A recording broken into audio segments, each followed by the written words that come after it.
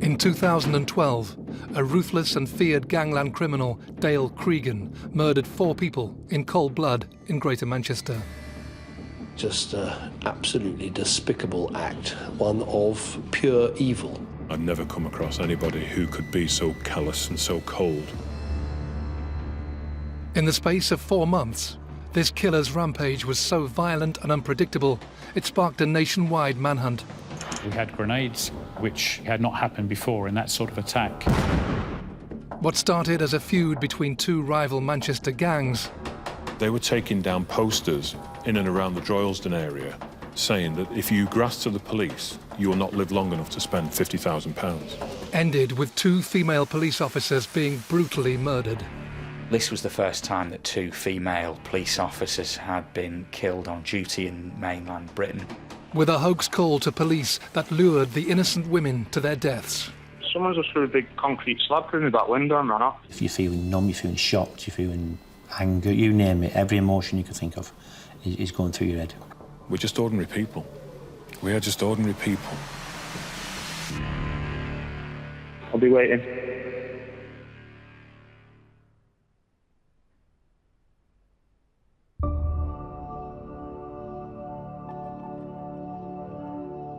Dale Cregan was born in Tameside, Greater Manchester in 1983. His life of crime started at an early age, when he apparently began dealing cannabis while he was still at school. By the time he reached his early 20s, he allegedly developed a strong interest in weapons, particularly knives, and was earning large amounts of money from dealing cocaine.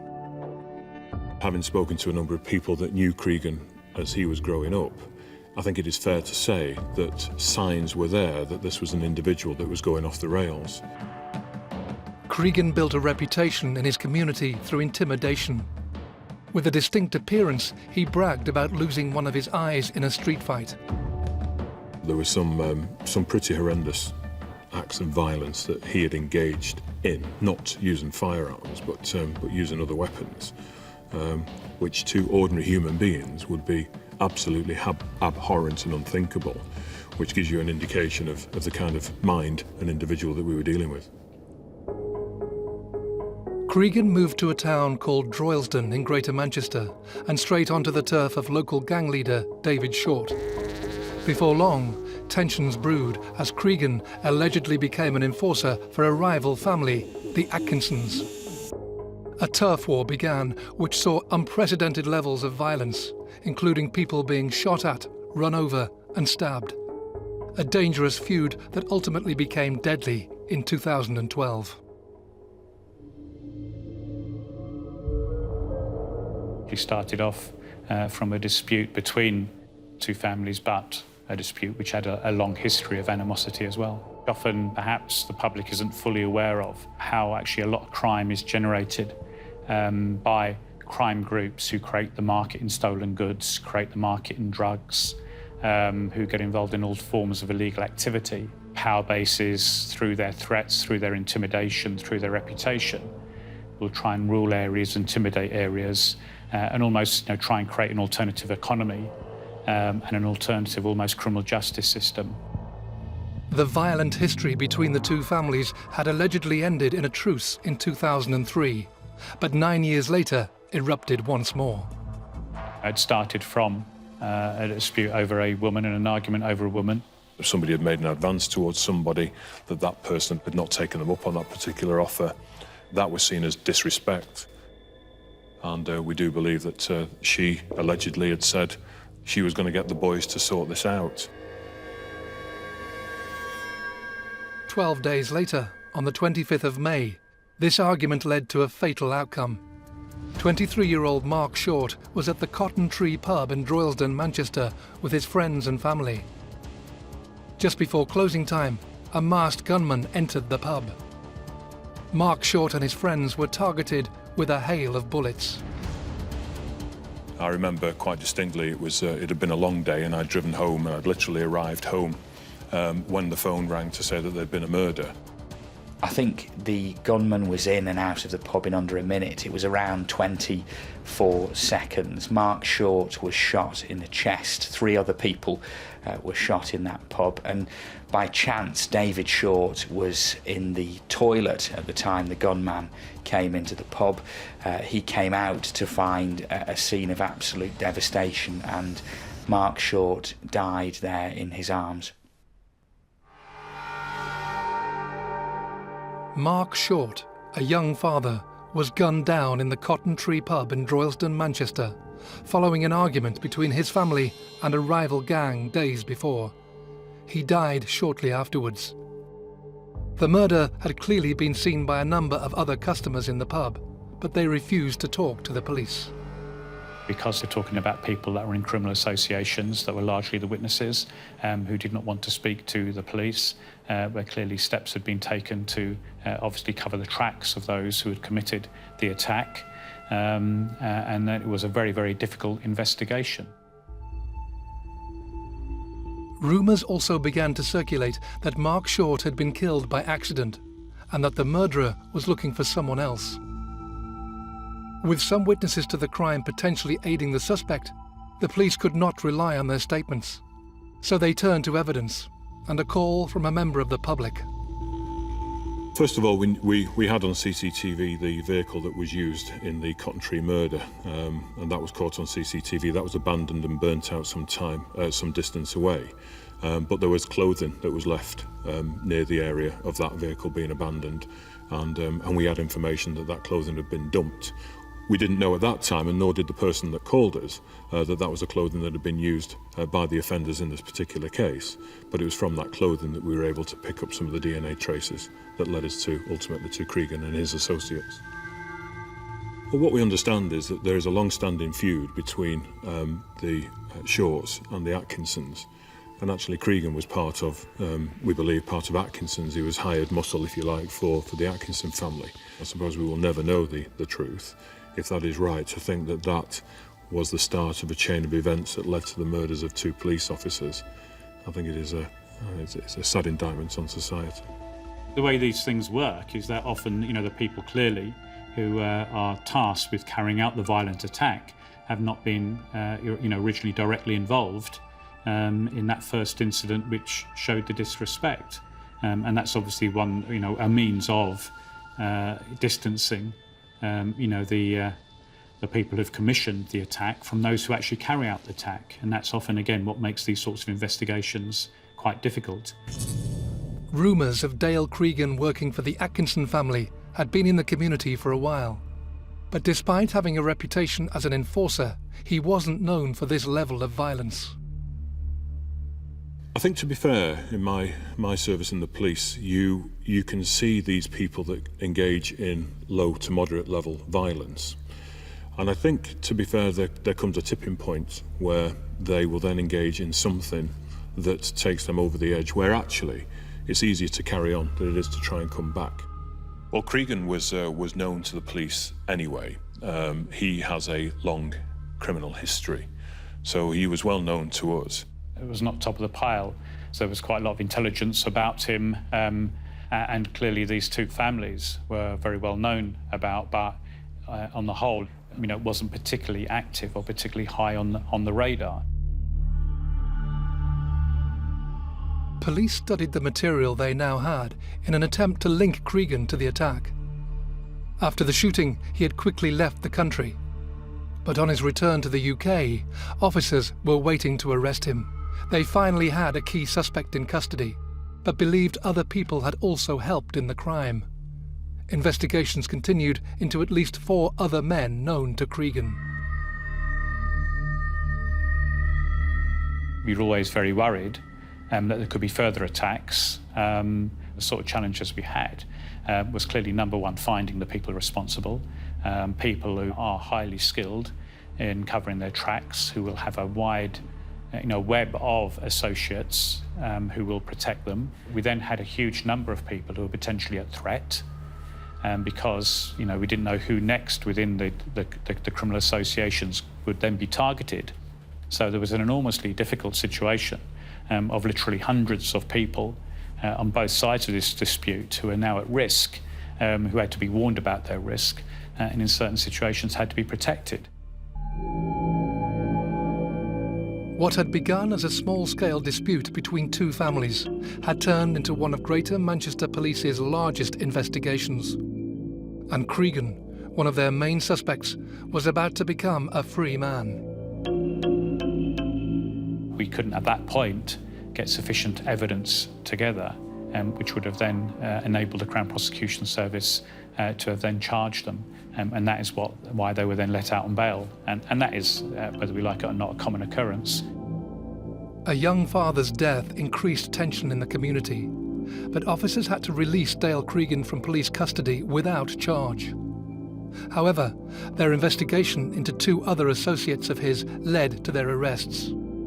27-year-old Luke Livesey from Hattersley and 38-year-old Damien Gorman from Glossop were charged with the murder of Mark Short and 3 attempted murders on his friends. Police believed they finally had their suspects in custody, until another gruesome attack occurred.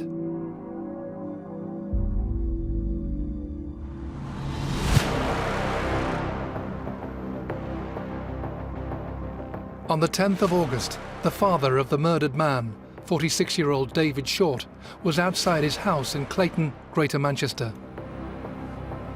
10 weeks after the attack on the pub, David Short was unloading some furniture from his car when he was shot at 10 times with a Glock pistol and a military M75 hand grenade. A Yugoslavian military hand grenade was used against him.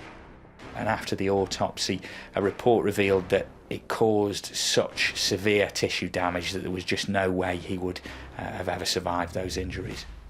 The series of incidents were shocking in terms of, the level of violence which was used. The fact that we had grenades used, which had not happened before in that sort of attack, really in the British mainland in that way. That said, organised crime groups are about using extremes of violence. That's how serious criminals rule the roost. The use of grenades created huge challenges for us in terms of how our firearms officers were then going to be able to capture somebody who potentially was able to use that type of weaponry. And I remember vividly seeing an image afterwards of a van that was used in that attack. The side of the van, the roof, was absolutely peppered with holes from the shrapnel of one of these military hand grenades. So anybody anywhere near one of them would have stood absolutely no chance. But that image of that van sticks in my head, and I think at that point I realised just how dangerous this man was. Once the second murder occurred, we then realised that we had some significant issues that we had to deal with very, very quickly. Well, David Short survived the attack on the pub in which Mark Short was killed. Greater Manchester Police then issued 3 threat-to-life warnings to David Short, and they clearly believed that his life was in grave danger. That isn't something that's taken lightly, but on 3 occasions they told David Short that they believed there was a credible threat to his life. Sadly, we are not unfamiliar with gangland type murders, and often with these murders it is gang members shooting each other using traditional or conventional firearms. The difference with this one was the use of hand grenades. The use of military grenades was not something the force had seen before, and wasn't a readily available weapon. In just weeks, a father and son had been murdered in cold blood. As police built the evidence from this crime scene and pieced it together with intelligence from Mark Short's murder, certain suspects' names were prominent again, one being Dale Cregan. In terms of how we got him and linked him to these offences, it was through forensics. First of all, how we actually got the link there. But secondly, there was an incident moments after he'd murdered David Short. Literally moments after, he went to an address in Luke Road and was caught on CCTV with, we believe, the firearm that he used to kill David Short. And the CCTV footage also caught him taking the pin out of the grenade and throwing it at an address in Luke Road. What started off as this, supposed disrespect for a woman then had escalated to people being shot in the pub, and then to grenades being used. It was an extremely unusual and clearly violent event. Before police could arrest Cregan, he fled and went into hiding, sparking an urgent nationwide hunt. It was clear that this dangerous man had a large network of people working with him and willing to protect his whereabouts. One of these people was an associate called Anthony Wilkinson, who had disappeared at the same time. It was a very complex investigation because we now had somebody that we knew was on the loose. We knew that he was capable of using hand grenades, which had never been seen before in mainland UK. He was not afraid to kill, murder, maim. The sort of challenges we had was clearly, number one, finding the people responsible, people who, again, are highly skilled in covering their tracks, who will have a wide web of associates who will protect them and find them accommodation and move them to other parts of the country, whatever it might be. People who are extremely aware of the tactics that we use and extremely skilled in trying to frustrate them. With advice from the military, we knew that they had a kill range of 50 metres and a maiming range of 100 metres. Potentially, we still had these hand grenades possibly in Cregan's possession, and we'd seen the level of violence that he was prepared to use. My fear was you throw one of these grenades into a public house, into a nightclub, into a police carrier, you have killed everybody. It was the level of weaponry that was now available and on the streets of Manchester, which was frightening, and I have to say, kept me awake at night. Cregan at that point was identified as a national threat, but in terms of getting national coverage, part of the challenge we had was that at that time it was the Olympics, so all the media focus was on the Olympics, quite understandably. I think it's fair to say that that Cregan was quite savvy, but he was being supported by even more savvy criminal individuals. And so some of the techniques that he was using to avoid detection, so for example, using phones once and throwing that phone away and buying another phone, communicating through different channels, whether it's through games consoles or whatever, he employed a number of techniques and was advised by others using those various techniques that made it very, very difficult for us to actually track where he was or where he was going to be. Officers believed Cregan and Wilkinson could be on the run together. Suspecting that they could be responsible for 2 murders and had the use of such destructive weapons, the police came up with an unprecedented tactic to try to catch them. At the time in 2012, it was, of course, the London Olympics. They were dominating the news agenda, but certainly locally in the northwest, there was a growing concern and attention that there was clearly a very dangerous man here, and I think it became increasingly clear, certainly over the course of that August, that police were particularly keen to track him down and take him into custody. The first reward discussed was £25,000. I recognised pretty quickly that £25,000 would not be enough to surrender this individual, I think mainly because of the fear that was in the community. The reward was actually up to £50,000. I remember having the conversation saying, you're going to have to do something which is unprecedented too in terms of reward. This is going to have to be life-changing. Let's say it's £1 million. Because I remember my officers coming in and saying that they were taking down posters in and around the Droylsden area saying that if you grass to the police, you will not live long enough to spend £50,000.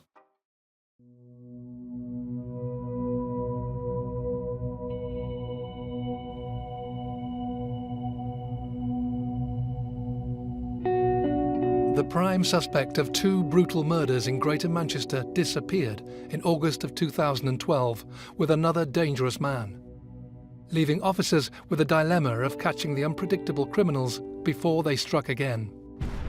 So serious was the threat that they offered a reward for any help to catch them. If you think about the cost of the investigation to that point, and you now think about the cost in terms of lives and everything else that followed, then £1 million to me was small beer. The posters that were being put up was indicative of the kind of fear that existed within that community, so we had to do something which was pretty unique. Well, a reward in this country is rare, but this was particularly rare in that it was being offered not for the conviction of Dale Cregan, but merely for his arrest. And it was also only to be given to somebody who called Crime Stoppers with information that, of course, led to the arrest of Dale Cregan. So it was very clear very quickly that the police were very keen to track him down and to take Dale Cregan into custody. £50,000 was eventually agreed, in the hope that somebody would lead officers to Cregan and Wilkinson's whereabouts, and time was running out. With little information still coming forward, they took the extraordinary step of putting on display £50,000 cash, their biggest ever reward. One anonymous phone call to Crime Stoppers, that's all it's going to take. And we will pay you £50,000 for that information, which leads to the arrest of Cregan and Wilkinson. Now the threat had escalated to an incredible proportion that we had over 100 people that we considered now to be at risk because of the links with these gangs. Over 100 people that we considered were going to be the next target. Because of the high risk to the public, police struggled to protect the sheer number of people who could potentially become the killer's next victim. And despite the substantial reward, the local community remained silent. Cregan and Wilkinson were nowhere to be found, but there was a breakthrough. Another suspect, 24-year-old Jermaine Ward, was arrested and charged with David Short's murder. However, police were confident that he hadn't acted alone and needed to find the other dangerous men quickly. There was a lot of pressure put on various associates, family members. Clearly there was a huge number of rumours circulating. There was material on social media. Even to this day, there are people who will tell you that they knew where he was. We know that's untrue. It does show clearly that if you are determined to evade the police, if you are pretty skilled in some of those evasion techniques because of your previous criminal history, because of what you've been able to pick up about police tactics each time when you were arrested and convicted, because material is disclosed to you in the court process, then clearly that is an enormous challenge for policing and for law enforcement in general. Clearly we've examined a lot of our tactics since. You couldn't go into Manchester city centre without seeing Dale Cregan's image, so his image was plastered across billboards. I remember vans with screens were being driven around with that appeal for information and Dale Cregan's very distinct image on these posters. Despite a national appeal, a hunt involving many police forces in the UK, and a reward for tens of thousands of pounds, weeks went by with no leads on Cregan or his associate, Anthony Wilkinson. He was on the run with Anthony Wilkinson. We knew that he had a number of people that had assisted him in the preparation of this crime and committing crimes, and so we had all of those individuals that we were looking for as well. The search for both men stretched across the UK and Europe, but they still evaded capture, until 3 weeks after David Short's murder, one man finally surrendered. It was fair to say that after Anthony Wilkinson surrendered himself to custody, that Cregan was the main player. He was the one that we feared would create the most problems for the communities and would create most problems for us. We've been under huge pressure. It was 24 hours a day, 7 days a week. We put into place a number of measures in terms of trying to quantify the risk. We had a lot more armed officers. We had armed officers from other parts of the country. But what we clearly couldn't do is just abandon normal policing. 5 weeks after Dale Cregan had gone missing, Greater Manchester Emergency Services received a phone call from a member of the public complaining about damage to his property. Someone just threw a big concrete slab through that window and ran off. Were you in the room where it came through, or did you hear the bang? No, I was upstairs. I looked out the window and seen one boy running off. Is it a kitchen window that's gone through? Yeah, kitchen. Local police constables Fiona Bone and Nicola Hughes were asked to go to the caller's aid. So I'll try and get up there as soon as, if there's a possibility, he's still knocking about. All right then, thanks very much. Okay. I'll wait. I'll be waiting. With the hindsight of knowing what that call was, it's incredibly chilling to know that that was a man luring police officers to their deaths. He knew exactly what he was doing. Those police officers couldn't have had any idea of the danger that they were about to put themselves into, but the end of that call was absolutely chilling. The two young officers drove just 3 miles from Hyde Police Station to the address in Hattersley. So 10 o'clock, I was sat in the room, chairing the meeting, and we were discussing just various things around police in the division. And there was no knock on the door just literally burst open, and one of the detectives from the CID, or from the investigative teams within Tameside, was stood at the door, and he just said, "Boss, you better come out, there's something happening at Hyde." And he didn't really know what it was, and I didn't know what it was, but you could see that there was something significant. Who was saying, "I think it's something to do with Cregan." And I turned the radio on, hoping that this was just real positive news. I mean, in my mind, I was thinking this is good news, you know, that we've caught him, or he's handed himself in, or whatever. The police radio took just a few seconds to fire into life, and as it did, the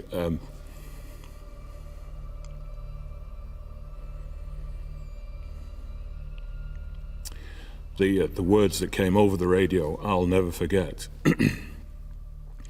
And it was one of the sergeants who was saying, "They're shot. They're shot. Get an ambulance. Get an ambulance." And I remember thinking that just doesn't make sense. And the radio came on. I heard the radio operator at the same time trying to call a call sign of Golf Mike 41, which was Nicola and Fiona's call sign, because the call taker had obviously realised that those officers had gone to an address in that area, but I don't think had made the link at that point, and I certainly hadn't made the link. The police operator got no response from the two officers. And I remember saying to the sergeant, what's going on? And he just said, "She's dead. She's dead."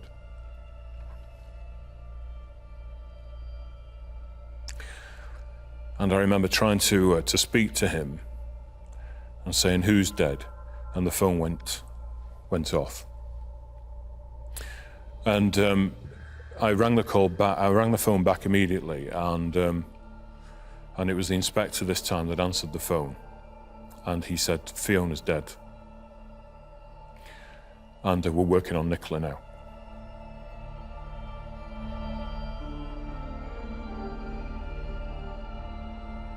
Cregan opened the door and immediately began firing this Glock 9mm weapon at Fiona and Nicola.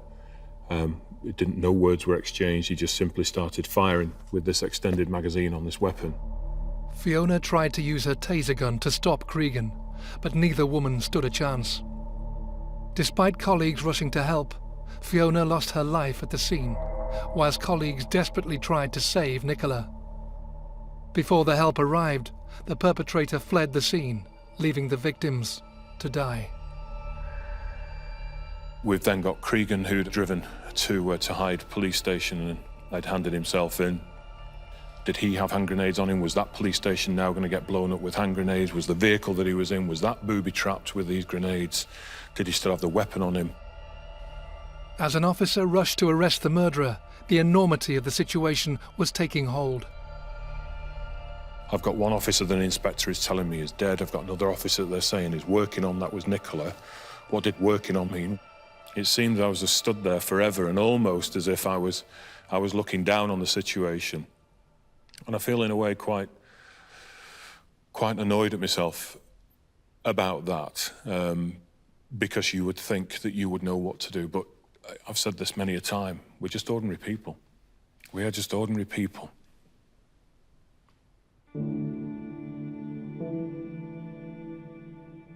I was driving home and then a phone call came up and it was an unknown number on my hands-free in the car.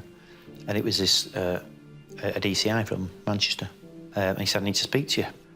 And then I could sense in his voice there was something, and I said, why, what's happening? He says, where are you? I said, I'm driving home from work.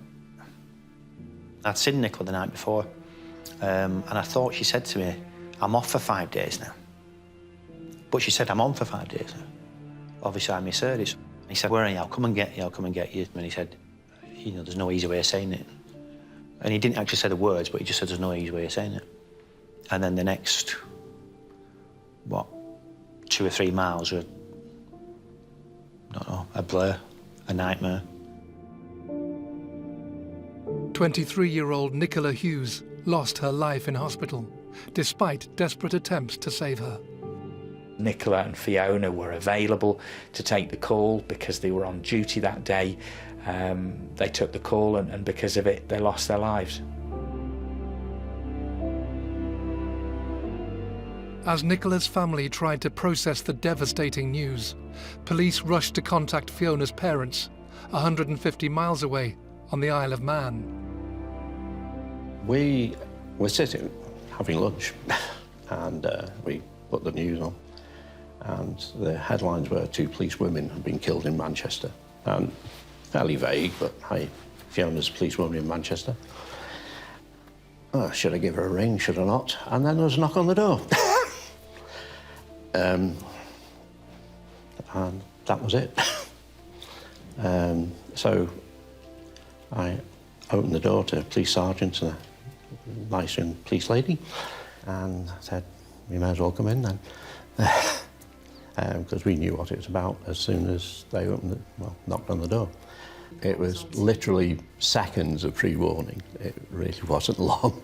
We were obviously fairly shocked, but I mean, their faces were quite, you know, this is not the news we wish to bring.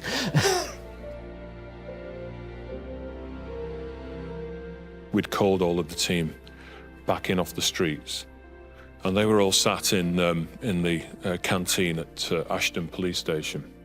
And we walked into the canteen, and they were all sat there, and you know, as you can imagine, you could have heard a pin drop. And we had to obviously give the news and the devastation that created, that they just then to be informed that they'd lost 2 of their colleagues on, you know, what had been just a call to a routine burglary or damage. Just the level of grief in that room was palpable. And then, of course, you've got to offer them the support. Clearly, they couldn't go back onto the streets. Gradually, the horrific news started to make the headlines across the country, as everyone tried to absorb the magnitude of what had happened.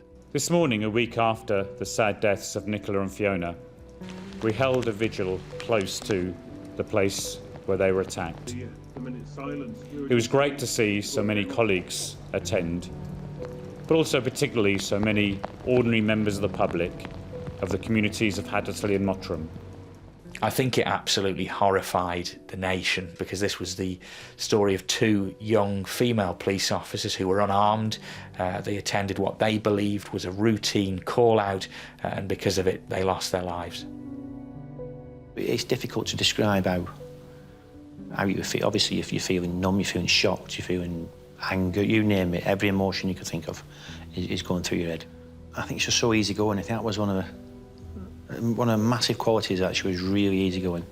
She was so wise, she was intelligent, witty.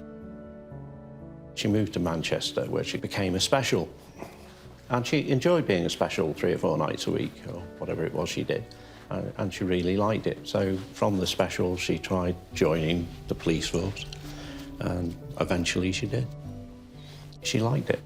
Anything that was a bit risky, dodgy, or could upset anyone wasn't told to us. We only got to hear the good bits. As the country was left reeling from the multiple murders, Fiona and Nicola's colleagues still had the burden of investigating the crime and piecing together Cregan's movements before the attack. And what came to light was more chilling than they expected. Cregan held these people hostage with threat of murdering them and blowing up the daughter and all the rest of it. He allowed the occupant to go to work that morning, but had threatened to kill his partner and child if he had called the police.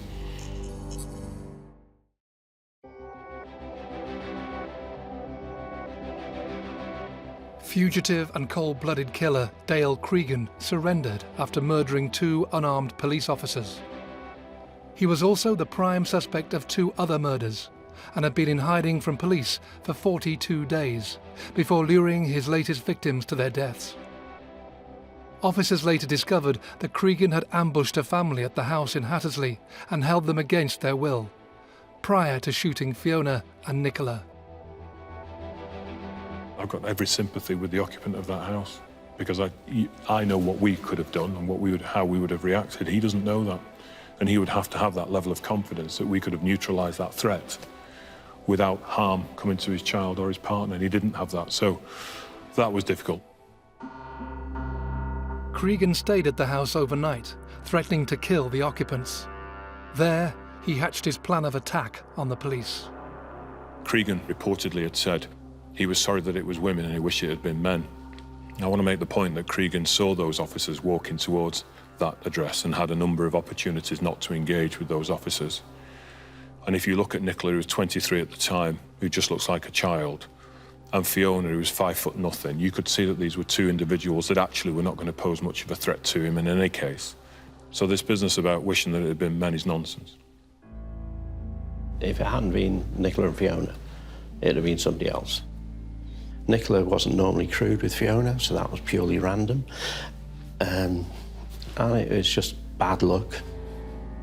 Wrong place, wrong time. The loss of both women brought the country to a standstill. Another reminder of the incredible risks and the great work our police service does, and my thoughts, and I think the thoughts of the whole country, will be with their families at this impossibly difficult time. Do you expect your children to plan your funeral? You don't expect to plan your own children's funeral. So it was really strange. 2 weeks on from the murders, mourners line the streets of Manchester to pay their respects to Fiona Bone and Nicola Hughes. I mean, it was a horrendous occasion for me, but the support we had leading up to it and then on the day, it made you soaked it up, you soaked the energy up from people. Even though it was a sad occasion, obviously. It felt like the country stopped. Certainly Manchester came to a stop. And I can't tell you what it meant for our officers, just the, number one, the enormous support from our colleagues. We were taken to Manchester Cathedral a few days earlier just to see what the cathedral looked like and meet the principal people conducting the service. And we thought, how are you going to fill this place? It's vast. And that came as quite a shock. The sheer number of people when you got outside the cathedral and all those people standing, bowing their heads, was amazingly humbling. I remember on the day of the funerals, it was just desperately sad. I'd never seen Manchester come to such a standstill, and I think it was at that moment that it became clear that this had affected 2 families, in that their lives would never be the same again, but also the wider police family. As Fiona and Nicola were laid to rest, their colleagues struggled to cope with the tragedy. I felt so responsible for their deaths, and still do. You try to reassure the public that you can keep them safe and look after them, and yet I was unable to do that for my own. The divisional commander tried to resign, but was eventually persuaded to stay in his position. In 4 months, 4 innocent people had been murdered on the streets of Manchester. Those believed to be responsible, Dale Cregan and a number of his associates, had yet to be punished for their crimes. Cregan gave himself up. He didn't want to be killed. And then there was an enormous investigation. And people may think, well, that's easy. You know, it's obviously him that did it. But you then obviously have to prove the whole sequence. We had to try and find out where he had been, who had sheltered him, who had supported him, all the other criminal associates that had been involved in the case. So there was an enormous investigation. The level of security surrounding Dale Cregan's trial was unprecedented. He pleaded not guilty to any of the murders. There were armed officers routinely deployed. There were armed officers on the roofs of nearby buildings and around the court, and it was clear that police were under no illusions just as to how dangerous this man was. 2 weeks into the trial, Dale Cregan decided to change his plea to guilty for the murder of the 2 police officers. Dale Cregan said that he murdered the 2 police officers because his family had been hounded over the months that he was being sought for the murders of Mark and David Short, and that this was his way of exacting revenge. As the trial continued, he also changed his plea to guilty for the murders of Mark and David Short. And after 19 intense weeks, the jury found him guilty of all 4 murders. Well, at the end of the trial, Dale Cregan was handed a whole life tariff. Now, that's not something we see frequently. Cregan was given the most severe prison sentence available in the UK. And the other suspects, Luke Livesey and Damien Gorman, received life in prison for murdering Mark Short and the attempted murder of 3 of his friends. Jermaine Ward and Anthony Wilkinson were found guilty and given life sentences for their part in the murder of David Short. If you take someone's life, then you deserve, you know, for the rest of your life, you're incarcerated, you're locked up, and that's what I think. If I focused on that person, it eats away. It's like taking poison up in yourself and up in there dying. They don't.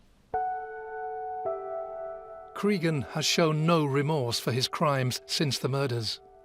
But despite the trauma suffered by the families, lasting legacies were formed in Fiona and Nicola's names. You've got 2 choices in there. You can either give up, you can either go and hide yourself away, or you can carry on. You can pull yourself up. And I know what Nicola said. She said, pull yourself together, carry on, get up and do something. I needed something as a challenge for myself, and there was 3 charities that helped us in the early stages, and I wanted to give them something back. So I thought I'd run a marathon for that. In March 2014, Bryn established the Nicola Hughes Memorial Fund to give support and skills to young people who have suffered a tragic loss.